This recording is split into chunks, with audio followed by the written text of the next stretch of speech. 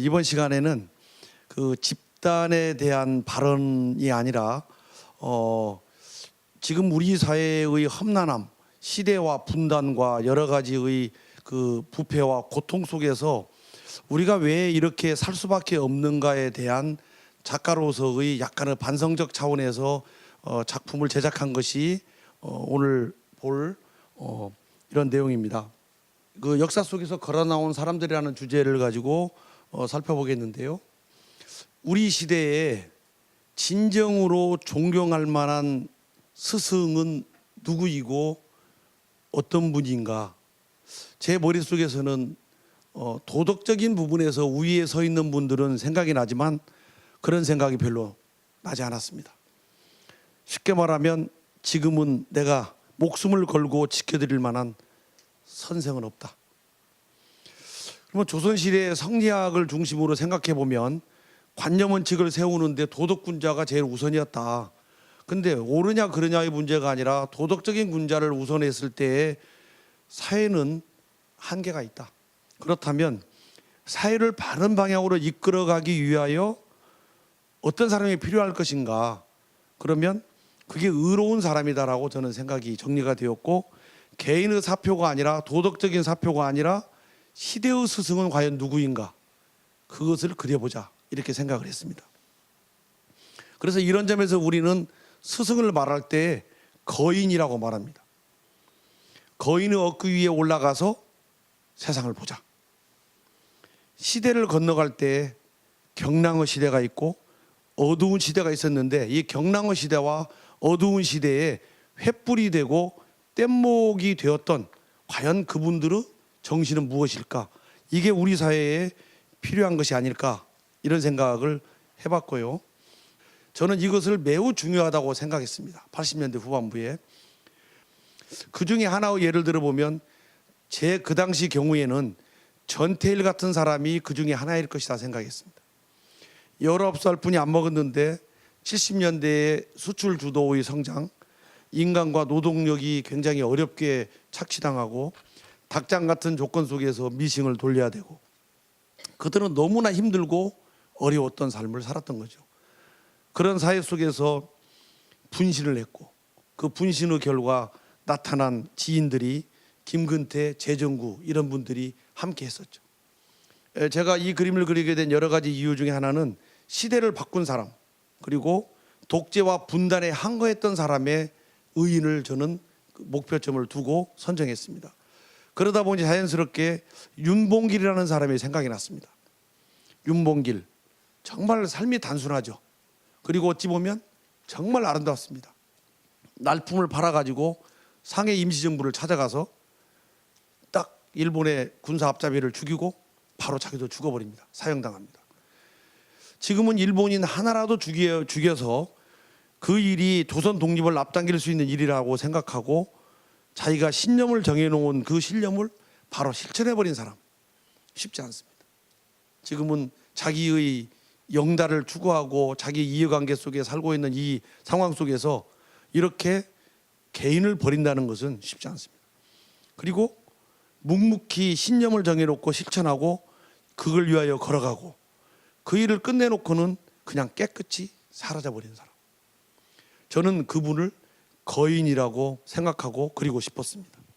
그래서 작가 노트는 이렇습니다만 저는 그 중에 가장 중요한 사람을 선비라고 생각했고 선비의 실천적인 삶에 대해서 그러한 삶을 살았던 사람을 그리고 싶었습니다.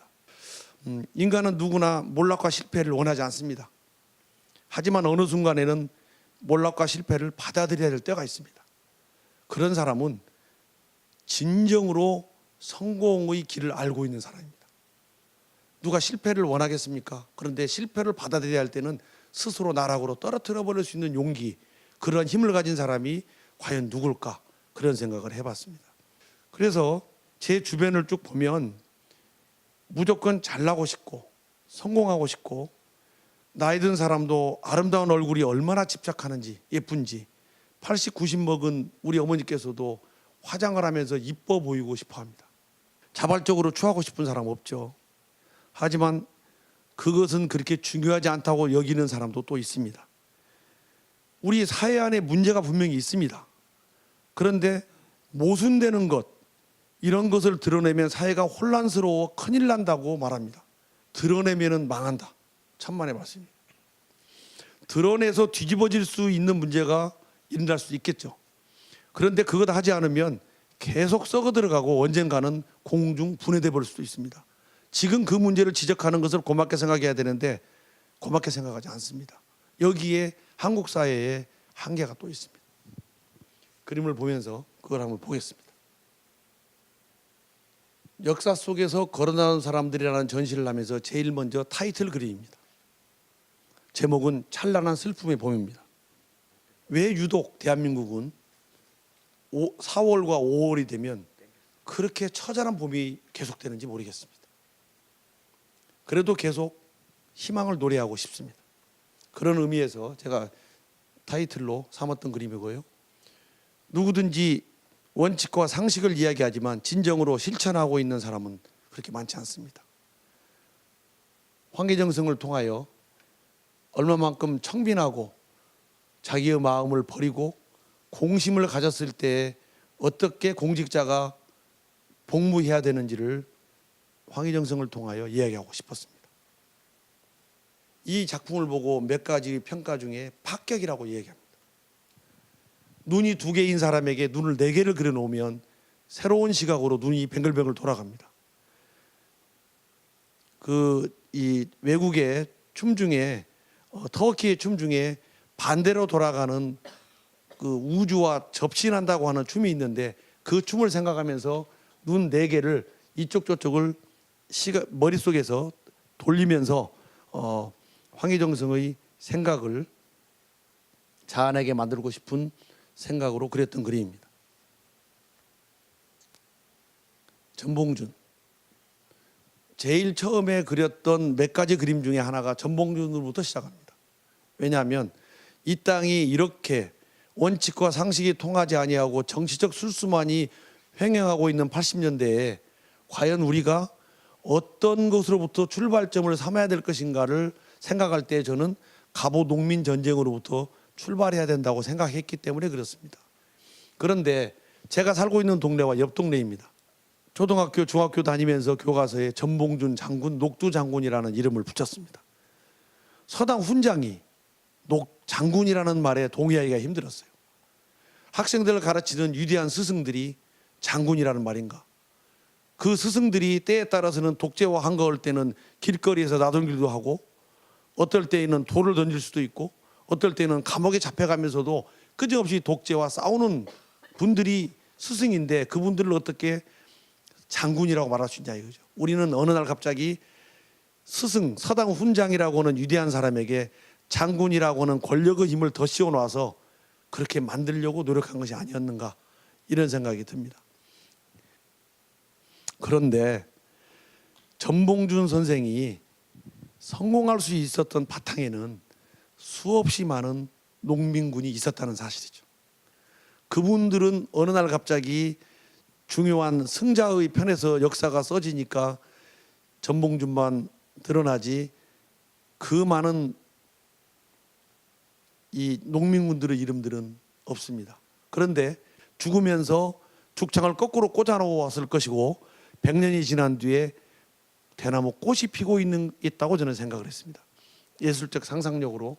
그래서 이런 글을 제가 남겼습니다.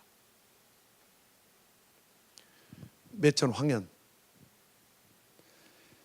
가을 등불 아래서 책 덮고 지난 역사 되새기니 인간 세상에 글하는 사람도 하기 어렵구나. 나라가 얼싸늑약하여 망했는데 세상에 지식인들이 책임지는 사람 하나도 없구나.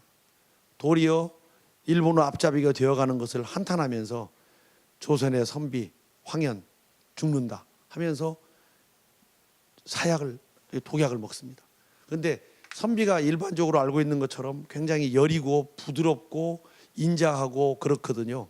그러니까 그 먹는 독약의 양이 너무나 적다 보니까 머리에서 열만 나고 머리만 아파서 죽지 않습니다. 그래서 2번을 먹고 몇 차례를 먹으면서 결국은 이제 절명하죠.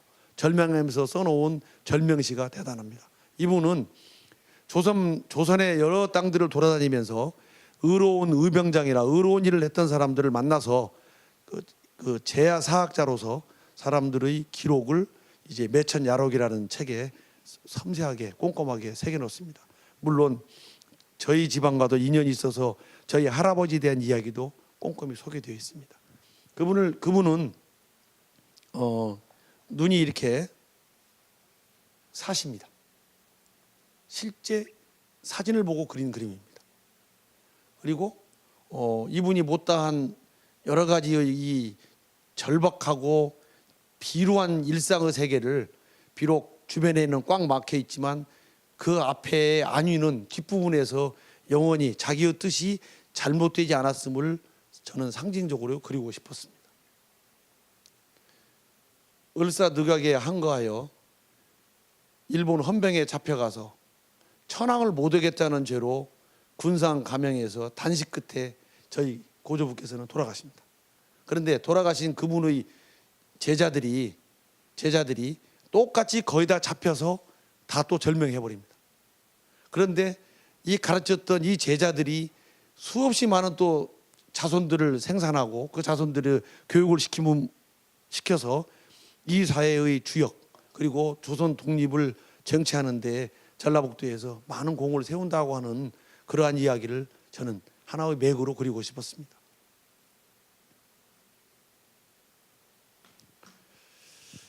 외국에 참 많이 누가 어떤 그 외교부나 이런 데에서도 한국을 소개할 때 가장 많이 알려주고 있는 그림 중에 하나입니다. 외국에는 죽어나 깨나도 도끼상소가 없습니다. 그런데 이 지점에서 조금 약간의 인문학적 지식을 조금 설명할 필요가 있겠습니다. 모든 사물은 늘 변한다. 이것은 세상의 이치다라고 저는 생각했고요. 썩고 자기를 버리고 그렇지 않은 생명은 없다. 우리가 막 먹고 있는 밥도 쌀이 변하여 분이 되는 것인데 그래서 생명을 얻는 거죠. 그래서 여그 철학을 즉 자기를 죽여서 어떤 것을 살린다. 도끼상소할 때 면함 최익현은 임금이시여 내 말이 옳지 못하다면 이 목을 도끼로 치십시오. 죽음을 스스로 불러들이는 거지 않습니까? 절박한 겁니다. 절체절명의 이야기입니다. 소멸했다고 해서 사라진 것이 아니다. 그래서 소멸은 생생의 어머니다. 정은 동의 어머니다. 이렇게 생각을 하면서 제가 이제 솟구친다는 생각을 해봤습니다. 솟구치다. 그러면 무릎을 구부려야 되고 구부리는 순간에 땅을 박차야 되고 땅을 박차는 순간에 땅을 들어가야 되고 그래서 반대로 치솟아 오르는 거죠. 이 부분이 역사와 사물과 모든 학문적 체계 속에 매우 중요하게 자리 잡고 있는데 우리는 그 부분을 너무 일반적이어서 그냥 넘어가고 있었을 뿐입니다. 이게 도약과 비약을 위해서 우리는 거꾸로 가야 된다라고 하는 사실을 인지해야 되는 거죠. 정말 모순 같은데 동력을 얻어요. 절대 서양 철학, 서양 문화에는 여그 철학 같은 것은 존재하지 않습니다. 그들은 모순을 인정하지 않습니다. 우리가 미풍양속을 잃어버릴 수 있어도 미풍양속에 나온 절박한 힘의 원형, 뼛속, 피, 정신 그것은 찾을 수가 있습니다. 그래서 이 근원적인 뼈, 숨결, 피에서 찾는 것, 내 몸은 뭐를 먹는다 해서 바뀐 것이 아니라 이러한 면함 최익현이 지니고 있는 도끼상소를 통하여 세상을 바꿔보려고 하는 노력이 우리의 피 속에는 숨어 있었다. 외세가 쳐들어올 때 면함 최익현은 말한다. 수교를 하려거든 이 도끼로 신의 목을 쳐주십시오. 선비는 의를 생명보다 더 중히 여긴다. 제가 이 이야기를 많이 하는데 저희 식구들은 매우 고리타분한 사람. 의가 세상에 밥을 먹여주냐고 얘기합니다. 그래도 저는 세상을 바른 자의 편에서 살려고 노력하고 싶습니다. 너무 잘 알고 있는 유관순의 그 어린 고등학생이 세상을 생각하고 있는 그러면서 눈을 지그시 감고 있는 이 모습 속에서 어떻게 우리가 갚아야 될 부채가 있는지를 생각하게 하고 싶었습니다. 백범 김구입니다. 이렇게 조선 독립을 위하여 노력했고 애썼던 이분에 대해서 우리는 어떤 잘못을 저질렀는가를 가까운 역사를 되돌아보면 조금은 서글퍼집니다. 10만 원권 집회에 백범 김구 선생이 도안으로 채택되었다는 사실이 신문 보도를 통하여 드러나자 몇몇 단체에서는 김구 선생을 인간을 죽인 테러리스트를 집회에 넣을 수 없다고 반발합니다. 그러면서 졸지에 우리가 그토록 독립투사라고 칭송하며 배웠던 이분이 교과서에서 정리된 이분을 느닷없이 살인자로 낙인 찍어버리는 정권, 그 정권의 하수인이 있었습니다.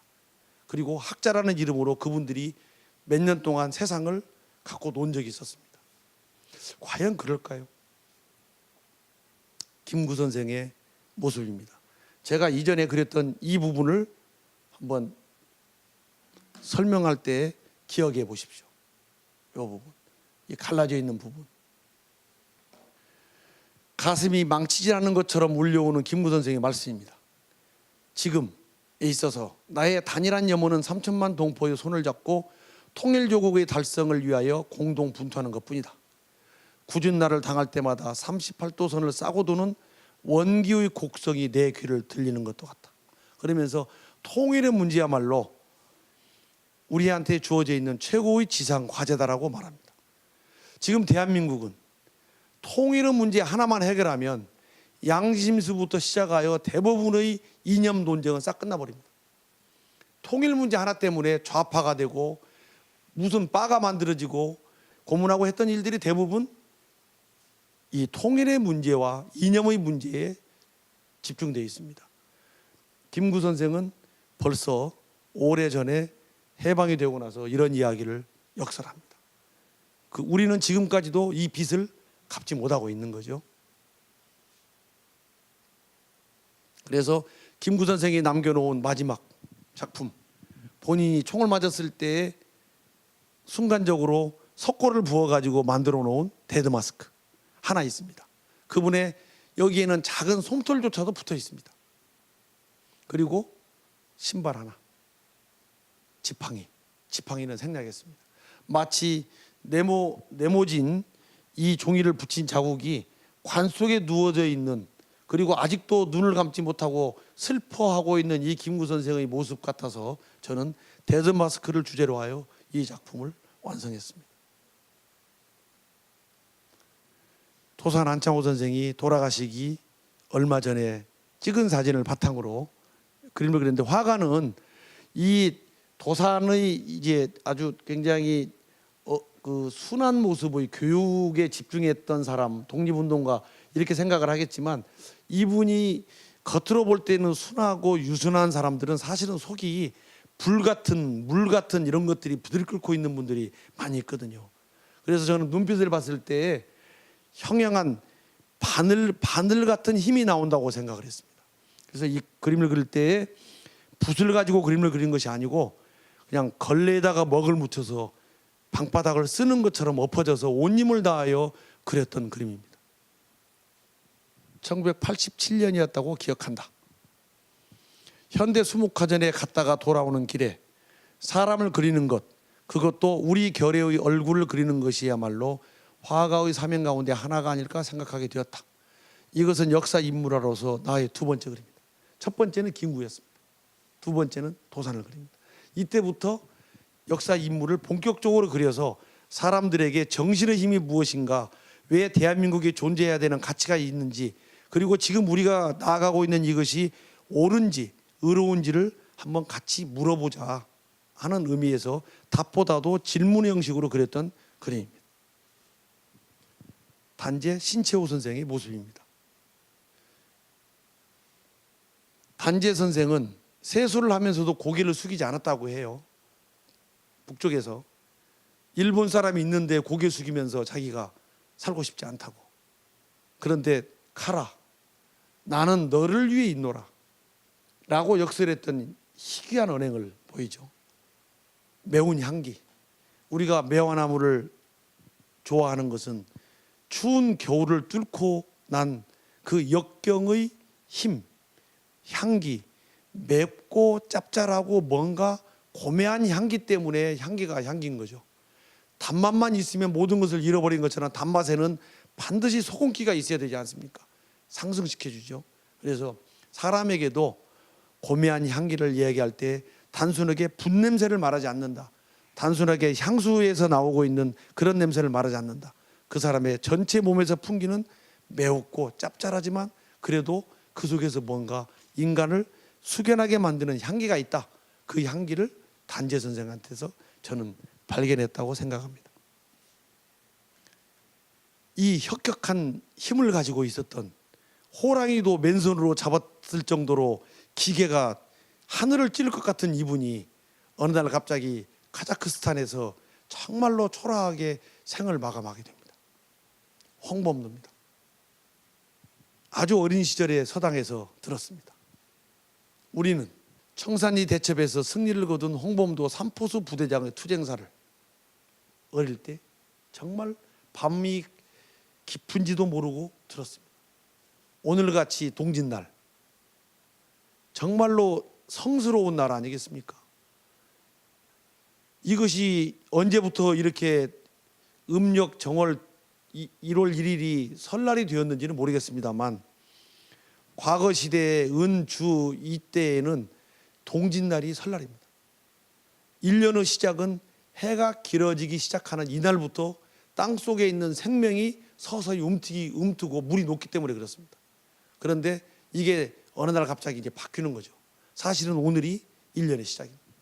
옛날 선비들은 그렇게 생각했습니다. 그래서 오늘 저녁에 할아버지께서 저한테 했던 말들, 홍범도 장군이 어떻게 싸워듣고 어떻게 조선 독립을 위하여 규합했고, 그리고 자기 목숨을 생각하지 아니하고 얼마나 따뜻하게 주변 사람을 배려했는지.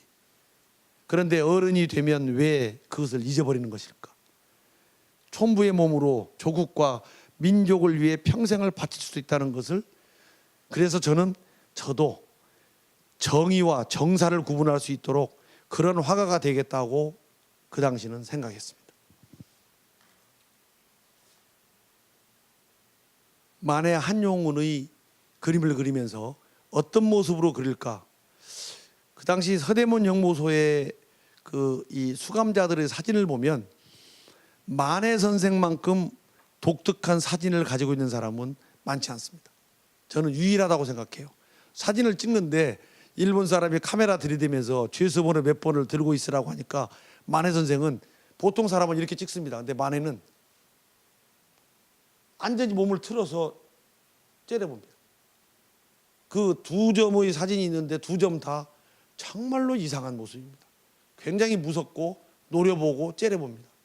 우연치 않게 카메라 셔터가 내려질 때에 눈이 감길 수도 있겠지만 만해는 의도성이 강한 표정으로 보였습니다. 그 그림을 그리려고 하니까 너무 눈, 코, 입이 막 어긋나서 그릴 수 없었는데 은유와 상징을 사용하기로 했습니다. 자, 만해의 시 잘 아시는 시지만 다시 한번 생각해 보죠. 이런 시입니다. 파리와 목이라는 시가 있는데, 만해의 알 수 없어요 니무 찐묵보다도 훨씬 더 항일에 대한 의지는 강력합니다. 파리에 대한 내용이 참 재밌습니다. 작고 더럽고 밉살스러운 파리야, 너는 흰 옷에 검은 똥칠하고 검은 옷에 흰 똥칠한다. 이렇게 하니까 파리가 답해요.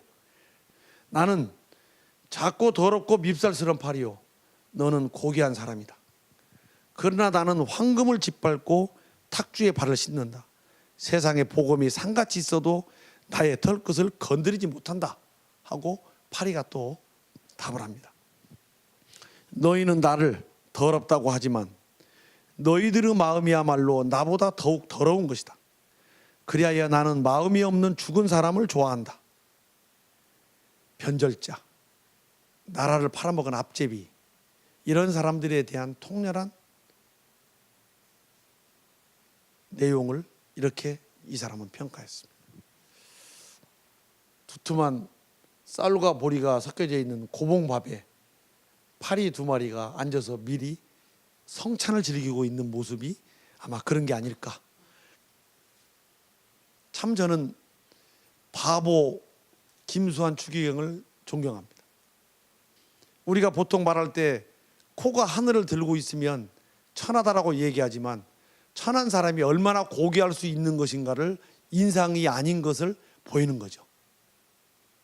정말 김수환 추기경님은 코가 벌렁 고이고 하늘을 보고 있습니다. 어떤 복이 또 있는지, 사조라는 것을 믿을 수 있는 것인지 의심하게 되는데요. 그래서 저는 세상이 혼란스럽고 정의가 설 자리를 잃었을 때 그의 말은 더욱 정의로웠다.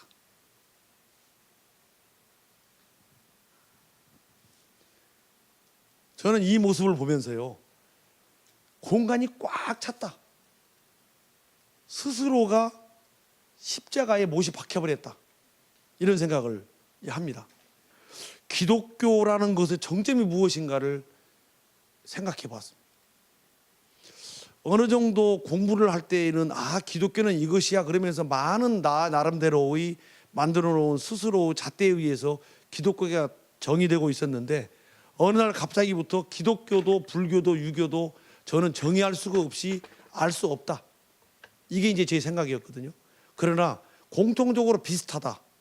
마지막 성인이라는 사람이 지니고 있는 그 귀한 진리의 말은 어느 정도 동일하겠구나 이런 생각을 했습니다. 그래서 다시 또 이 강의를 준비하면서 생각을 해봤습니다. 기독교는 무엇일까? 하나님이 사람이 되는 것, 사람이 하나님이 되게 하는 것, 바로 여기에 기독교의 핵심이 있다고 저는 생각합니다.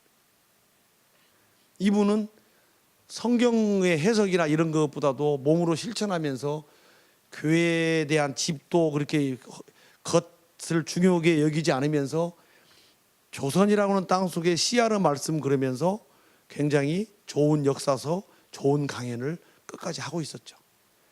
독재가 횡행했던 시대에 이 사람의 말은 정말 횃불이었습니다. 함석헌 선생입니다. 성철 이야기는 두 번째 시간에 하기 때문에 간단하게, 물론 불교에 대한 이야기를 조금 하겠습니다. 불교는 뭘까? 마찬가지로 대단히 쉬운 질문이면서 답하기 어렵습니다. 그런데 이분 저분을 만나보고 이 책 저 책을 쭉 읽어보면서 불교란 과연 무엇일까를 생각을 해봤습니다. 우주의 본성, 기본 원리가 무엇일까를 말하고 싶은 게 석가모니 부처님이었다고 저는 생각을 합니다. 우주는 나 혼자 존재하는 것이 아니다. 더불어 존재한다. 내가 있음으로 인하여 바로 네가 있고 네가 있음으로 인하여 내가 있다고 하는 것. 즉 너하고 나하고 그럴 때는 구분이 없다. 인연이 되어서 같이 행복한 세상을 꿈꾸면서 살고 있지만 인연이 닿으면 나몰라라 하고 언제든지 헤어질 수 있다라고 하는 그 부분이 자연의 본질과 부합합니다. 그래서 우리는 하나이기 때문에 인연이 되어 살아가고 인연이 끝나면 흩어질 수밖에 없습니다. 그런데 우주 진리는 어떻게 운영되고 있는가? 그것을 석가가 말한 것처럼 우리도 거기에 적응해가고 잘 사는 것이 결국은 불교의 중요한 논리 중에 하나가 아닌가 이런 생각을 해봅니다. 성철, 그는 불교를 이야기했을 때 현대에서 빼놓고 말하기 어려운 유인입니다. 아무 말도 않고 사람도 만나지 않고 삼천배를 해야 나를 만나라고 했던 사람이 어느 날 갑자기 뜻도 알 수 없는 이상한 말들을 하게 되죠. 대중에게 나타나지 않았던 사람이 불쑥 나타납니다. 산은 산이요 물은 물이다. 뭐 산은 산이지 그거 산을 물이라고 할 리가 있겠습니까? 근데 사람들이 그 어려운 상식이 통하지 않는 시대에 그래 우리가 알고 있는 것이 전부가 아니야 그러면서 산은 산이고 물은 물이야. 지금의 현실이 극락이고 지금의 현실이 우리 최고의 것이라고 하는 사실, 내가 부처라고 하는 것, 창녀가 부처다라고 하는 것, 예배당에 있는 예수님이 부처라고 하는 사실을 말하는 순간에 해석이 각자지만 굉장히 사회에서는 놀라울 만한 이제 반향이 일어나기 시작하죠. 언론이 주목했고 그리고 그분이 숨어 지냈던 사람의 제스처가 주목했습니다. 그래서 어떤 사람의 현인들은 때에 따라서 시대가 만들어진다고도 생각합니다. 그 시대가 성철 스님을 요구했던 시대이고, 성철 스님의 어법은 바로 시대와 한꺼번에 동료가 될 수 있었다고 생각을 하거든요. 또 다른 스님입니다. 저는 이 스님을 가까이서 뵈면서 어떤 느낌을 받았냐면, 제 그림 인물 초상화 중에서 제 스스로 말하고 다른 평론가들이 말할 때 제일 우수한 그림 중에 하나라는 그 작품이기 때문에 소개를 해드립니다. 제가 서당 생활을 하면서 도덕적 인간의 덕목이 무엇일까, 유교란 무엇인가에 대해서 중요한 내용을 이것도 조금 말씀드리면, 충서입니다. 충성 충자, 용서할 때 서자입니다. 그런데 충서가 유교의 핵심 코드입니다. 충성 충자는 밑에 마음심이 있고 위에 가운데중이 있습니다. 내 마음의 가운데에 딱 맞게 놔두는 것을 충이라고 합니다. 그래서 충서할 때 충은 자신의 참된 마음을 다하는 것, 이게 충입니다. 서는 참된 마음을 바탕으로 다른 사람의 마음을 헤아리는 것, 이게 유교의 핵심입니다. 그것이 궁극적으로 잘 되면 일상이 도덕화되어서 모두 다 성인을 닮아가는 삶이 이루어진다, 그런 거죠. 즉 다시 정리하면, 내 안에 본성을, 착한 본성을 갖고 있었는데 이 착한 본성을 갈고 닦아서 이로운 존재로 거듭 이 사회에 나를 사용하겠다, 이게 유교의 핵심 가치입니다. 근데 그 핵심 가치를 관흥 스님께서 불교를 충성하고 매일 아침 4시마다 도량석을 하고 그 아침 예불에 참석한 이 90 먹은 노인께서 유교에 대한 좋은 덕목들을 말씀하십니다. 저는 그분을 통해서 많은 사람들에게 배려하고 가장 낮은 위치에서 삶을 영위하고 있는 것이 가치 있는지를 말하고 싶을 뿐입니다.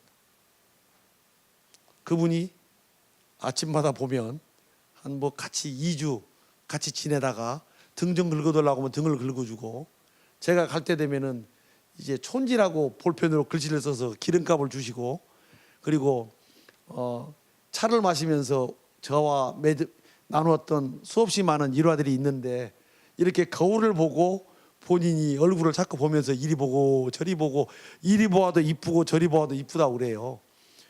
제가 이제 묻습니다.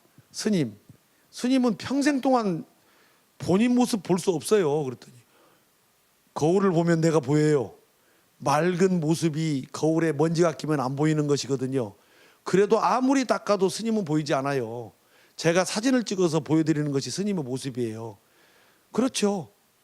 반대로 보이는 거죠. 평생 우리는 반대의 모습이 내 모습인지 알고 착각하고 사는 거죠. 그게 세상의 묘한 이치입니다. 참 아이러니하게도. 그래서 제가 역을 이야기하는 거거든요. 잘 아시죠?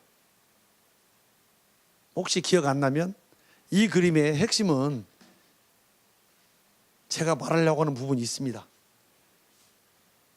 눈동자입니다. 동공이 없습니다. 이렇게 골똘히 생각하면서 입을 꽉 깨물고 있는데 동공이 없습니다. 이분은 윤희상. 좀 중요하기 때문에 이분은 제가 조금 또박또박 읽어보겠습니다. 세계와 세계화 이 얘기하고 있는데, 요란한 시대에 윤희상 선생이 죽었다. 우리 음악을 세계화시키고도 분단이 그를 허락해 주지 않아 끝내 고향에 오지 못한 채 베를린에서 숨진 것이다. 나는 그의 영전에 바칠 수 있는 것이 이것밖에 없었다. 그래서 돌아가시다는 소리를 듣고 독일에 있는 사람을 통하여 사진 자료를 급히 전송받고 슬픈 마음으로 그림을 그렸습니다. 전시를 해서 이 그림을 내놨는데 KBS인가 MBC인가 기억이 잘 안 납니다.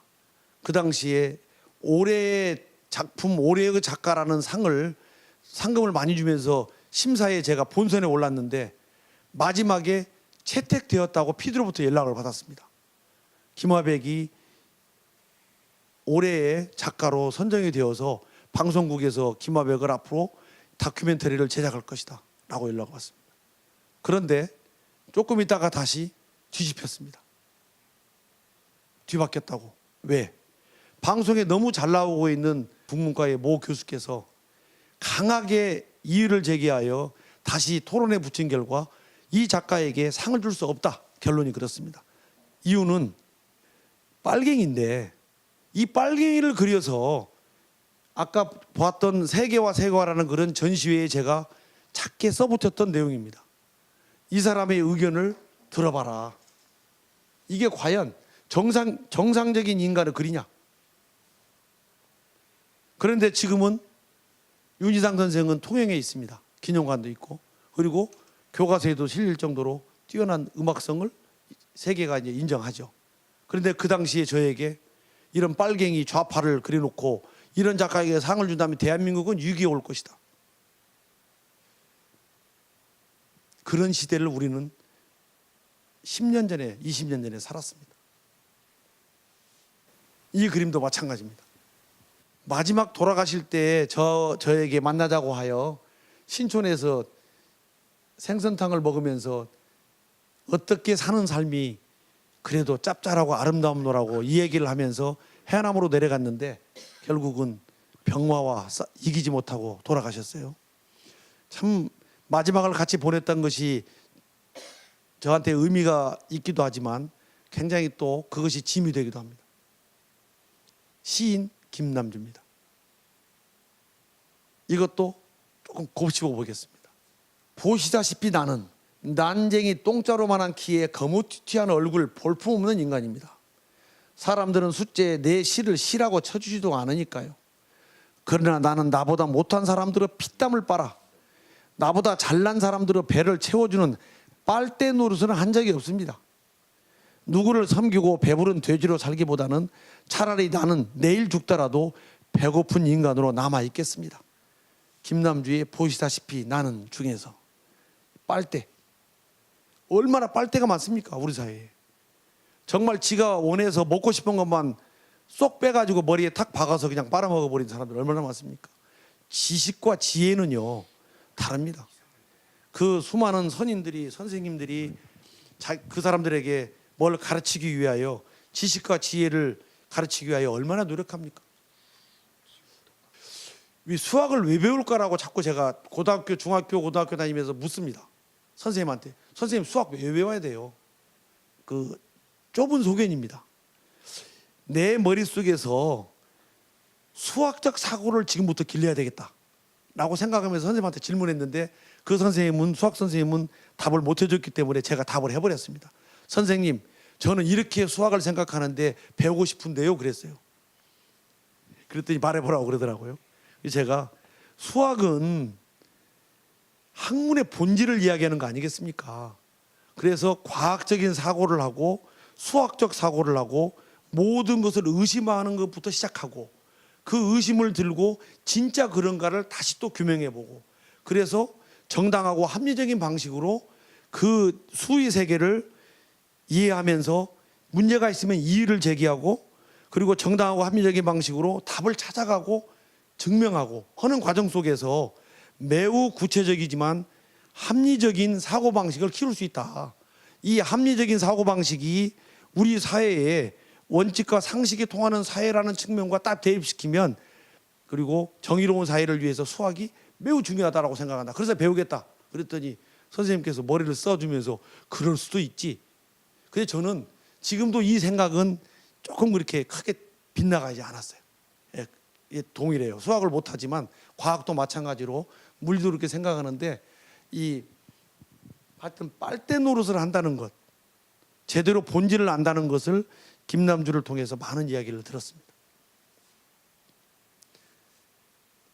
너무 잘 아시는 김근태, 얼마나 고문을 당했는지 항상 목이 삐뚤어지게 다니면서 계속 고개를 흔들거립니다. 저는 이분이 우연한 기회에 저와 함께 하는 시간이 있었습니다.